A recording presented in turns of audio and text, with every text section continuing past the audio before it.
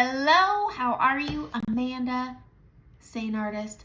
Let's talk about some Seint makeup. I got a comment the other day about the struggle of contour and blush and maybe over blending too soon.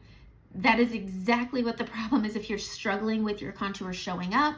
So I'm going to use my contours and my blushes. I'm going to show you how I make it work for me, but we're going to troubleshoot this. So let's start with the forehead. The forehead's the easiest place to learn, and the best brush to start with is the detail brush. It has this really nice small end, and then it has this perfect little long but narrow squared brush. I love this brush for contouring. It is my go-to, my favorite, best for learning to contour. I'm gonna start on my forehead, and I'm just gonna basically focus on the side of the face because that does seem to be everybody's struggle zone. I'm gonna go in, I'm using the color Stone, and picking your contour, leave it to your artist. Color match, send me your color match, send me your face, bare, no makeup, in front of a window that's well lit. I need indirect sunlight, so don't go outside, it makes you too, anyways. I need to see the tones, the undertones, the dark tones, the shadow tones, the hairlines, the neck. I need to see all of it so that I can help you pick, because I'm gonna look at your face the way I look at mine. I'm gonna zoom in, I'm gonna look at all the things, because picking your contour is key.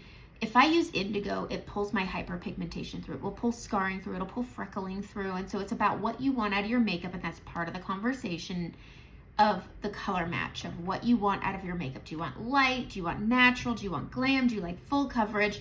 I like my makeup to show, but I do like it to look natural. Your makeup will always look like makeup, but it should look like good makeup. I'm gonna go in on the big end. I'm gonna start on my forehead. It is the easiest place to learn first. You wanna stamp in. A loaded palette works best, otherwise they get a little slippery. Okay, so stamp into it. Do not swipe through. You're gonna pick up too much product, which can create texture, but everybody has pores. Our face is a living organ. It's our largest living organ. It's got pores for breathing. So if you apply too much product, it's gonna clog those pores, and you're either gonna see the dots because they're gonna spackle in. We don't want that, so less is more. This is 80% pigmentation, and this color is a foundational coverage. It's more of a concealer coverage is what I would think. But if you put too much on, it's gonna accentuate texture, it's gonna show those pores. We just want to accentuate the natural shadowing. We have a skull, it's three-dimensional, we put our colors on that way. So starting on the forehead, I want you to stamp and stamp. Okay, your skull naturally shadows here, so you start here. Okay, and then you're going to kind of flick. I use the sides where there's not much product to pull up into the hairline, and then I bridge it across the top. I leave this where the reflecting light is, I leave that alone. And again, flicking up into the hairline, bring it down, and just use a very light touch and sweep this down. The forehead is the easiest area. Where you get to your stamp zone, just give a little swirl or stamp in a circle. It's whichever you want. If you have a lot of movement with your skin, if you have very mature skin and it moves easily, stamping is better than swirling, all right? Then you're gonna take this small end and you're gonna grab, I already have my brightening and my main highlight on and stuff. So I'm gonna grab that brightening and I'm just gonna be pulling this up and out and into that contour so it has a natural fade. You don't need your main highlight everywhere, okay? I just put my brightening here and then it works with my contour. So light meets dark meets balance.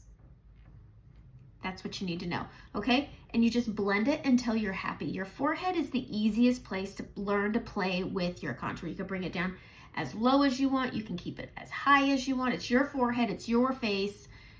Play with it. This makes makeup fun again. Remember when you first got makeup and how much fun it was to like play with it and see what you could do with it? Play with it. See what you can do with it. That's the point of makeup. It should be fun, or we're doing it wrong. This should not stress you out. There's enough out there. Makeup isn't a stressor, okay? Now, that's why you have me too. Talk to me, ask me questions, get color match so you're not just winging it when you go buy colors, okay? It's stormy here, you're gonna hear some sounds. Okay, I'm gonna stamp in again, all right? Just stamp, stamp, stamp. These are quite dense, so you can stamp quite a bit more than if you are going into your main highlights, okay? So don't worry. We're gonna go in on the flat end, and we have our natural shadow here. This is the best lit side of my face, but you have that natural, we're gonna go above it. If I go into it, it's gonna pull down, it's gonna pull my face down. Okay, so I'm gonna say stamp this on top of your cheekbone. On top of the cheekbone, don't let it come in past that outer corner. Stamp that on that cheekbone. Just right on that cheekbone, okay? And that will empty the brush of most product, okay? And then I'm gonna turn it sideways so it's long, and I'm gonna stamp this up the orbital to where I put my contour on my forehead and down. I find stamping to be best because you have laid makeup underneath your main highlight. And so, and maybe you're using correctors. I use correctors. And so stamping and stippling on your cheek works best, but just don't go right into that shadow, that natural shadow, because it's gonna naturally blend down there anyways. And look at how pretty that looks. Okay, same over here. We're going in on the wide side, and we're just gonna go up and down into that temple and bring it down, and we're just blending it out lightly. Okay, you should still see it. It doesn't have to look perfect, okay, because we're not done. Okay, the next color I'm gonna go into are my blushes. I use two. I've gotten a lot of questions on how I use these two together, and it's Fig and Daylily. I love them, and I like using Renaissance instead of Fig. They're the same color. One's really dense, one's creamy like a lipstick. I like this for my lips because it creates a barrier to my straw lines or fine lines or whatever around your mouth. You want something more dense to keep from letting things bleed, glosses, lipsticks, what have you. But I like something a little more hydrating on my cheeks, so I go with Fig on my cheeks. This density tends to pick up what I put down, so I don't want to put it on my cheeks. These are just some of the things that I learned. But the first color I'm going to go into is Daylily. We're going to tap that on. And I put this, so as you mature, okay, we have our under blended contour. It looks messy, it looks dirty, that's okay. And as you mature, I'm 44, you lose volume in your cheeks. So smile a little and see where those apples used to live. And you're gonna take that Daylily and you're gonna go right on that apple and about halfway up your cheek. All right? Smile, halfway up that cheek. I really just do, wherever my blush is gonna go, the lower half is Daylily. It's a very natural, neutral color. I have a lot of scarring on my cheeks. If you've seen any of my previous videos, you know. I have a lot of old acne scar. I used to get cystic acne, so I have a lot of deep acne scars that are red and hard to cover.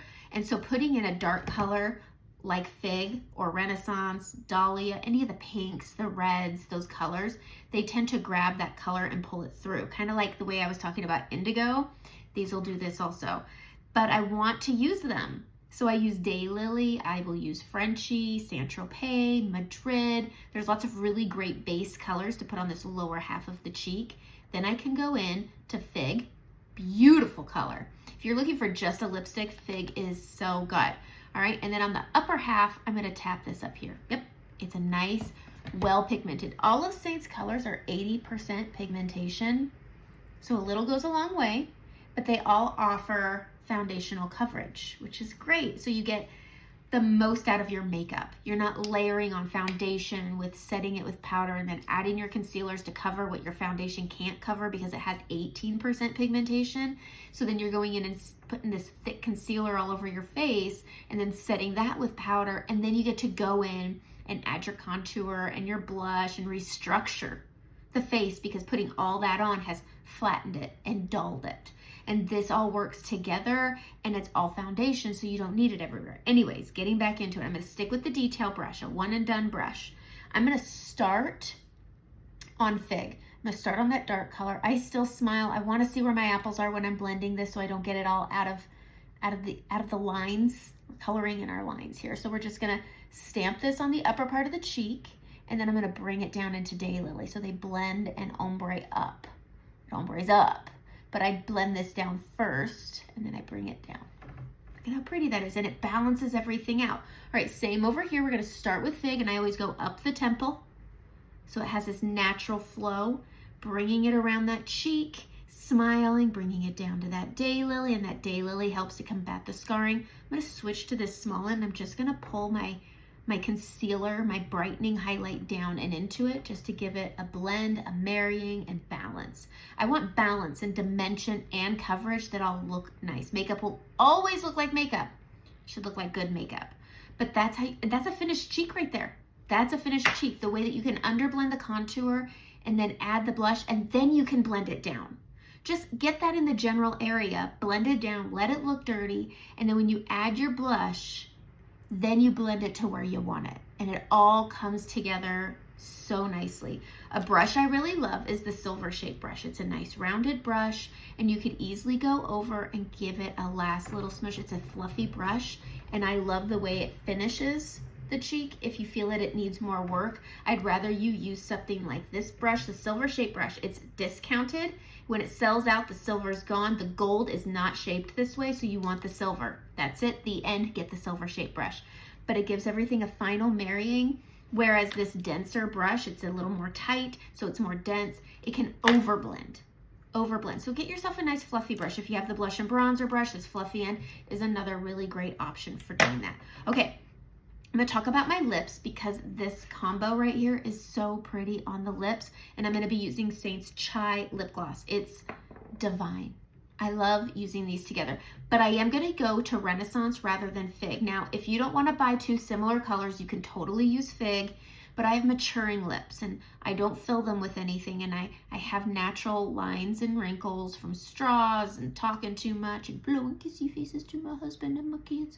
Anyways, we've got lines from whatever, okay? You want something dense to help with that? It's nice, but I'm gonna use my contour with it because as you mature, your lips also get thinner and they don't look as plump. So we're gonna fake it till we make it. So we're gonna go in on the edge of this brush just a little, and I'm gonna do a little soul patch right here in the middle, okay? Just a little guy, just a little soul patch, just a little bit. Then I'm gonna take what's left and I'm gonna give myself a little Gomez Adams. We're just gonna outer line our lips with contour, but I like it to be more buffed in than anything, and you could see the way it accentuates that Cupid's bow. I also like to go right in the middle there, and then I just blend it out here. You can put a brighter color on the outer corners if you like, but I just like to clean up the outer corners also sometimes. Okay, so contour your lips. Give them that little shadowing instead of an outer lining. Outer lining can make your mature lips look more mature, okay? Because you have fine lines, if you outer line and then you start talking, drinking from a straw, or using your lips in a way that moves those lines, what's gonna happen is that liner you outer lined is gonna press together, kind of like your under eyes. When you smile and you start getting creasing, your lip liner will crease. It is a cream. So if you don't want little weird darts up, you may not have bleeding lip color.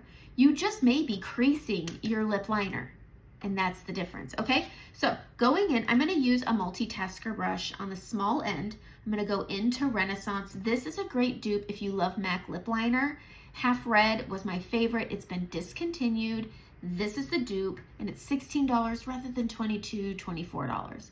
So we're gonna take that small end and we're gonna line our lips. We're not gonna outer line. We're gonna go as close to the edge as we can, and we're just gonna give them a little lining. I always recommend building with the brush, so don't overload the brush, okay? Because you don't want creasing, and you don't want to have to work extra hard to move it, okay? So I always just add as I need. And the top Cupid's bow is where I try to get as close to the edge as possible because I want that fullness, but I don't outer line.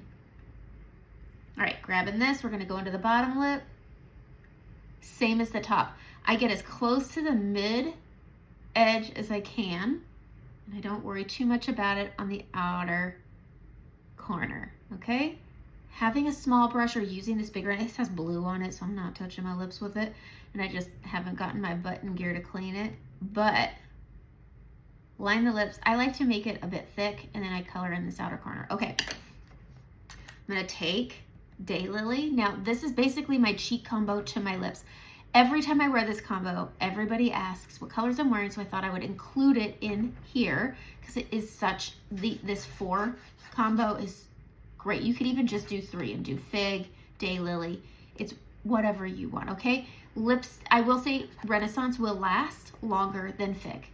Fig will last as long as any lipstick. It's makeup, not magic, but Renaissance is very dense and dry, so it does tend to last quite a bit longer. All right, grabbing that Daylily, and we're gonna put that, I start at the middle, and I work my way out, and I mix them together. And it just makes this really pretty combo, and then I'll grab extra, and I'll just really work on brightening that mid. Look at how pretty that is, and I don't rub them together. These are dense, not dense colors, these are satins, so they can give a dry look because they are a matte satin finish, whereas Fig is a semi-gloss. You can see that little bit of sheen to it, so it has that lipstick texture. which is why it doesn't last as long as Renaissance. So I just work these together, just like that. And it just gives this really nice, very pretty neutral look. But again, it can show the texture of your lips, which can give the illusion that they're very dry. And if you have chronic dry lips or just dry lips because it's winter, get yourself a lip oil. I have found Chai is my favorite. I didn't know which one would be. I love these lip oils. I keep one in my car. I use the birthday cake a lot. That one's almost empty in my car and I need to replace it. Chai has been what I reach for the most. The smell is really nice. It's not super potent and strong. There's not a lot of tint to it. It's so pretty for a nice neutral look. So is birthday cake. I would say birthday cake and Chai are my top picks. You're gonna grab this and you're just gonna go in the middle and just push, okay? This lip oil is super hydrating. You could use it at night if you want. And it just gives you a nice hydration and it takes that satin finish to more of a lipstick finish. It's not sticky like glosses. If you like a good gloss to add layering where the gloss has a tint, that wears down. Your lipstick's left, whatever. I really love Bare Minerals, and this is their lip gloss balm in the color Serenity. This one's my favorite. Those are really the only two glosses I use, is our lip oil or that Bare Minerals. All right, so we're gonna set our face, and I'm using the blue marble. It has a blue, come on, marble in it. We're gonna shake it up, and this is going to be a film forming barrier. You're gonna get longevity out of your makeup. I have oily skin, and already I'm jumping up to greasy, and I don't like that. So I'm gonna take this blue marble. I'm not gonna use any powder. This has replaced powder. Woo, get that hair fluffed up. When you go curly, you gotta go big, right? This isn't even big enough. Anyway, I'm gonna let that dry. I'm gonna take that silver shape brush. I'm gonna press in that setting spray, okay? We're gonna press that in. It's gonna pick up excess makeup. This is gonna give everything a final marrying, and it just finishes the makeup where you're still dewy, but it what does it say again? Film form barrier. It's gonna seal your makeup, whereas setting sprays are meant to more hydrate your makeup. I do like the Plush and Prep, and I do use this to prep, but to finish it off, to get your makeup to stay, I love this blue marble stuff. There's another one I wanna try. I just have it, so I don't wanna give the name of it. But that is my tips and tricks on your contour and blush, because it's really not about the way you contour, it's about the way you blush. That's what I think, but finding what works with your skin type is key. So let's chat, let's talk, let's get you matched, and have a great day.